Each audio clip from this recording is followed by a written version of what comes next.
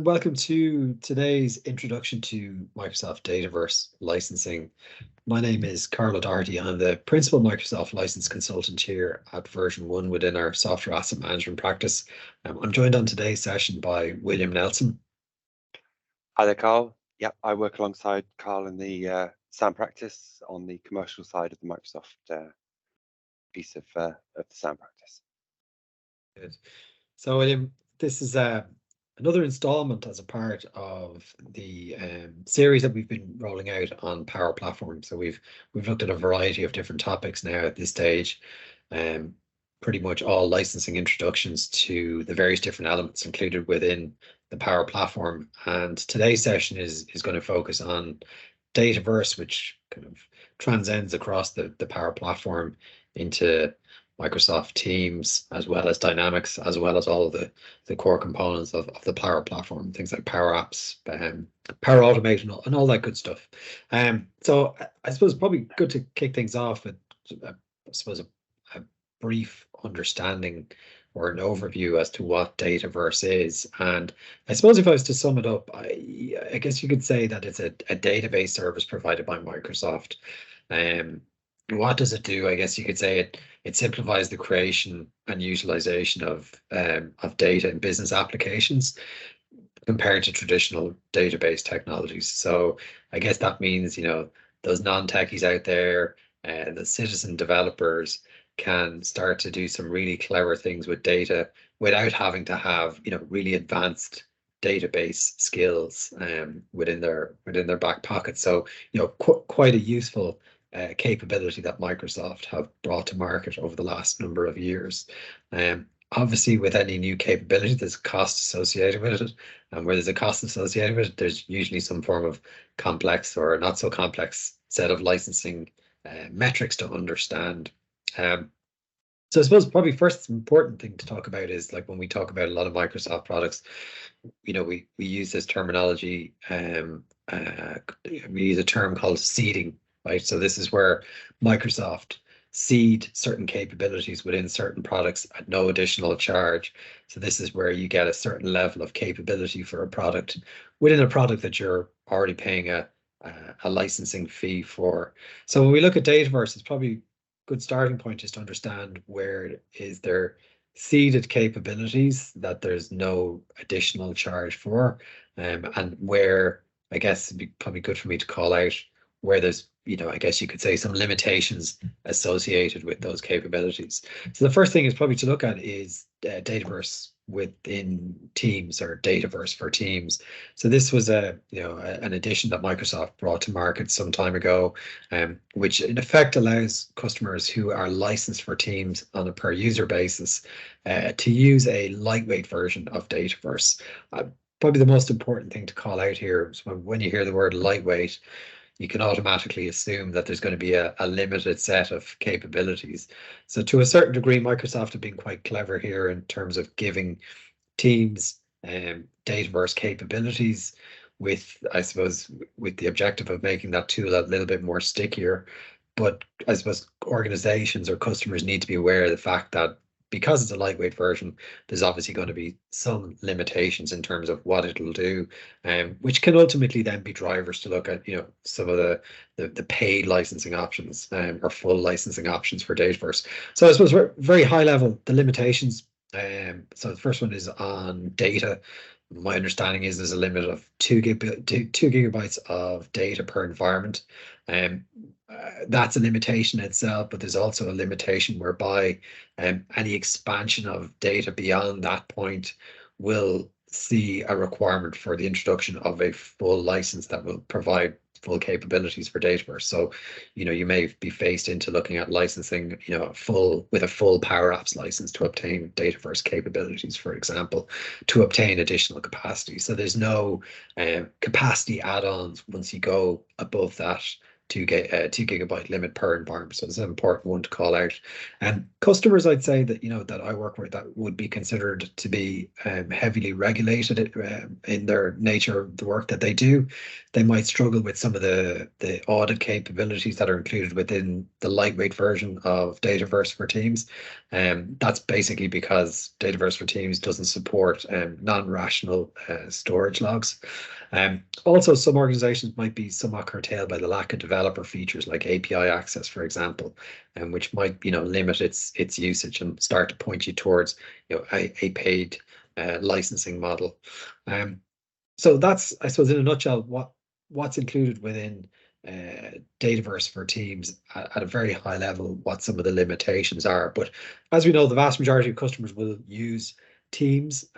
They'll have licensing for Teams. So, I think it's a great way to start to work with Dataverse without having an additional licensing overhead, where you can use Teams as the front end.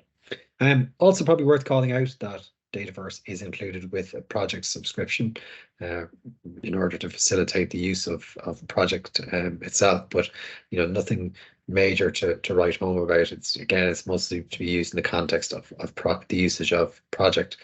So I guess that probably sums up some of the seeded capabilities. If we were to kind of step it up a gear, I suppose just to clarify, Dataverse, I probably should have said this at the start, it's the primary data storage system for a whole variety of Microsoft Online services, but with particular focus on the Power Platform. So things like Power Automate, Power Apps, Power Virtual Agents, Power BI, but also it's the data storage system for Dynamics 365.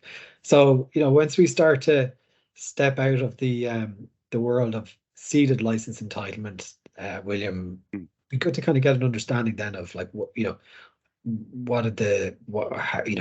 is this chargeable then? How does a customer step up to a paying licensing model? Yeah, I mean, because as you explained, Dataverse is essentially both a standard product which is used within integrated within other paid for subscriptions such as Teams or Microsoft 365, as well as a premium product with a cost per unit consumed for bespoke or configured services, such as database storage for Power Platform apps.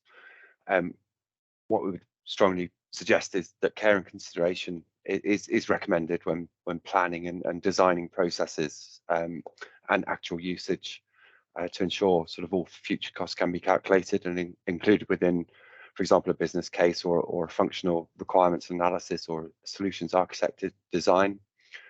Because once it gets into the premium world of running Power Platform applications or Dynamics 365 apps, then there is a cost involved for the allocation of storage that customers will use inevitably within those environments.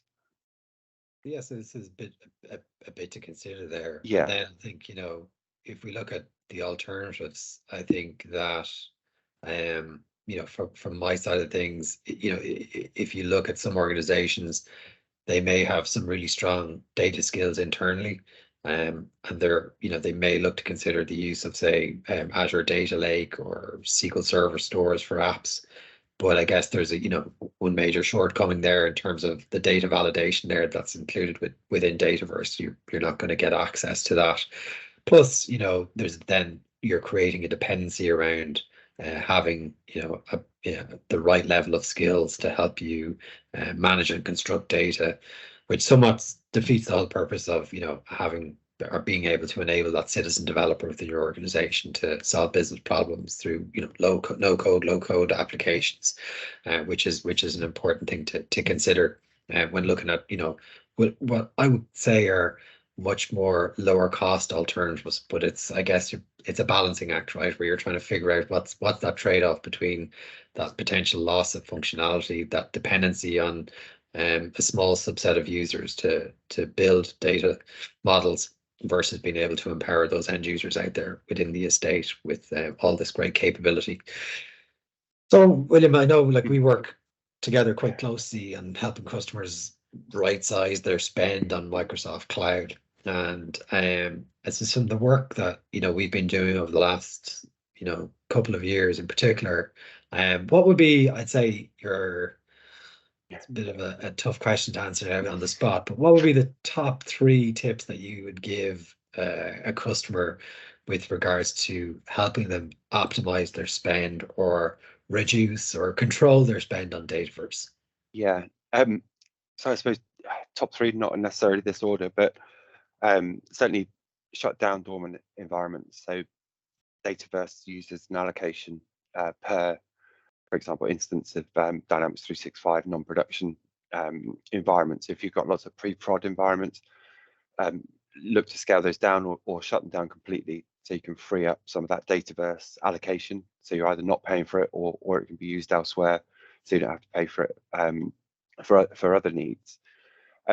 Know what you need and know what you've got as well, I suppose, is the second one. So this comes back to the sort of design process of building out an app and understanding what allocation you've got already of Dataverse, and then potentially understanding what the future requirements will be when deploying an application that needs Dataverse. So knowing what you've got and knowing what you need. And the third one, I suppose, is just ensure governance and control measures are in place for the onboarding of new services which use Dataverse, the offboarding process, if it's time limited that it's only needed for, and also those checks and balances halfway through, or in sort of regular intervals, so you can confirm basic continued business use case for that Dataverse allocation, so you're not just letting it sit there and do nothing whilst still paying for it and using it. Some pretty good ones there, and I think, just to stick with governance, and this whole concept of FinOps or software asset management in the cloud, a big thing to kind of keep in mind here is that this is a moving target, right? That's a moving feast of potential cost savings. And what I would really like to kind of set home is that it's, this isn't a one and done type exercise. Looking at Dataverse needs, continual checkpoints to make sure that that your usage is in line with what your license entitlement or the licenses that you're purchasing are they the right fit for each other. So can't stress how important that is, that having even an annualized analysis of your usage of Dataverse is great, but there's a high probability that your organization has probably accumulated waste over that time, whereas having it been done on a more regular periodic basis is going to allow you to identify where some of those cost savings measures can be adopted quite quickly, so that you're not resulting in unforeseen expenditure mounting over the year that was unnecessary in the first place, where you've got a flexibility to move up and down that entitlement within your Microsoft contract.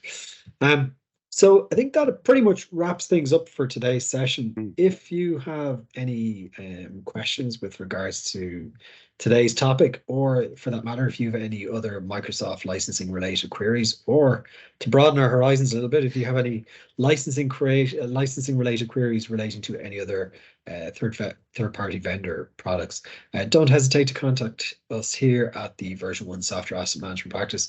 We'd be delighted to help you with any tough licensing questions or scenarios that you might have, or however difficult they are, or contract renewals. So until the next fireside chat we record, thanks for attending today's session, and William, thanks for your input on today's session as well. Cheers. Take care. Bye.